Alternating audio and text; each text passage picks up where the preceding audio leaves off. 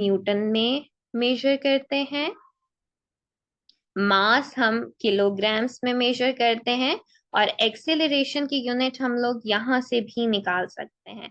हमें पता है कि वेलोसिटी की यूनिट क्या होती है, यहाँ से भी आप निकाल सकते हैं और आप डायरेक्ट यहाँ से भी निकाल सकते हैं।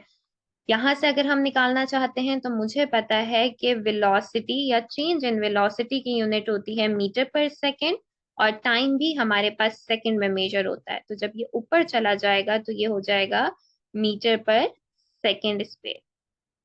यहाँ से हमारे पास एक्सेलरेशन की भी वैल्यू आ गई। तो आपको सबकी एसआई यूनिट्स पता होनी चाहिए कि फोर्स किस में मेजर होता है, मास किस में होता है, और एक्सेलरेशन किस में होता है। This is called our second law of motion. इसकी बेसिस पे हमारे पास कुछ न्यूमेरिकल्स भी आते हैं, वो भी आपको पता होना चाहिए। लेट सपोज यहाँ पे कुछ न्यूमेरिकल्स हैं जिसमें सबसे पहले हमें डेटा बनाना होता है और देखना होता है क्या क्या चीजें गिवन है और हमें क्या क्या फाइंड आउट करना है।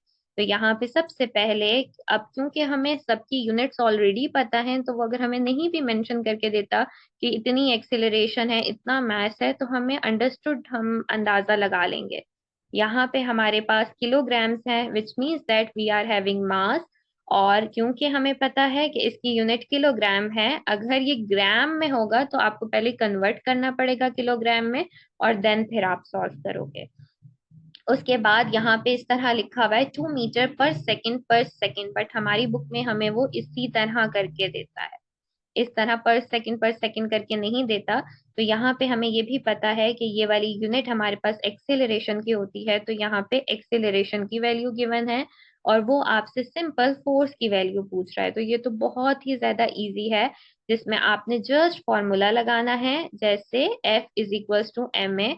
एम की भी वैल्यू गिवन है, ए की भी वैल्यू गिवन है, दोनों को आप मल्टीप्लाई करोगे और सिंपल आंसर निकाल लोगे। और आपको पता है कि फोर्स न्यूटन में मेजर होता है, तो आप साथ इसकी यूनिट लिख दोगे। ये तो बहुत आसान सा न्यूमेरिकल था जिसमें आपको उसने डायरेक्टली एक्सेलरेशन दे दी थी। कुछ क्वेश्चंस में ऐसा भी हो सकता है कि वो आपको डायरेक्ट एक्सेलरेशन की वैल्यू नहीं बताएगा, वो आपको एक्सेलरेशन के बजाय इनिशियल और फाइनल वेलोसिटी और टाइम दे देगा।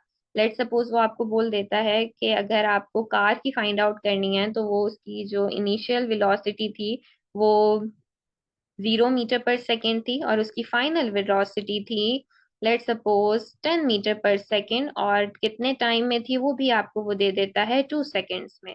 वो इस तरह करके दे देता है, और इसके अलावा वो आपको मास की वैल्यू दे देता है and ask you to find the force.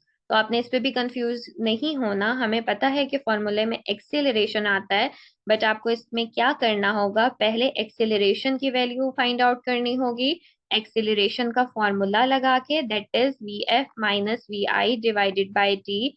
Final velocity भी आपको ऑलरेडी गिवन है, इनिशियल वेलोसिटी भी है, टाइम भी है।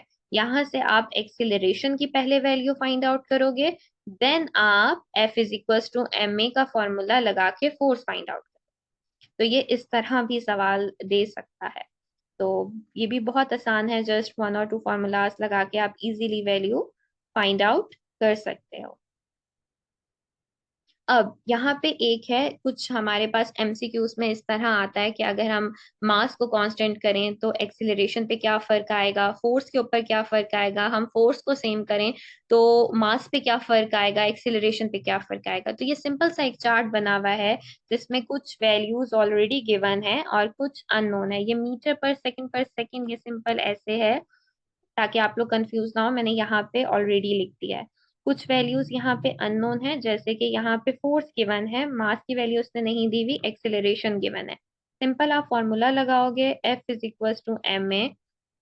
फोर्स यहाँ पे 20 है, एक्सेलरेशन यहाँ पे आके डिवाइड हो जाएगी, 4 टाइम्स इज 20। तो यहाँ पे जो आपके पास मैथ आया है वो आपके पास 4 आया है।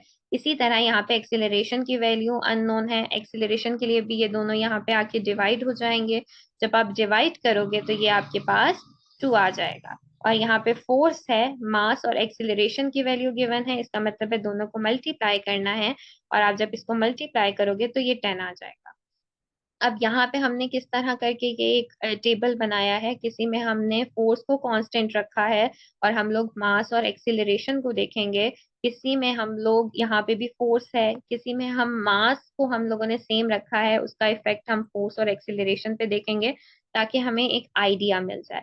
सबसे पहले, इफ मास रिमेन कांस्टेंट, अगर आपके पास मास कांस्टेंट है और आप एक्सेलरेशन को डबल कर देते हो, तो हमारे पास कहाँ पे मास कांस्टेंट है, हमारे पास यहाँ पे मास कांस्टेंट है और एक्सेलरेशन को मैंने डबल कर दिया, तो आप यहाँ पे देखो कि फोर्स के ऊपर क्या इफेक्ट आया।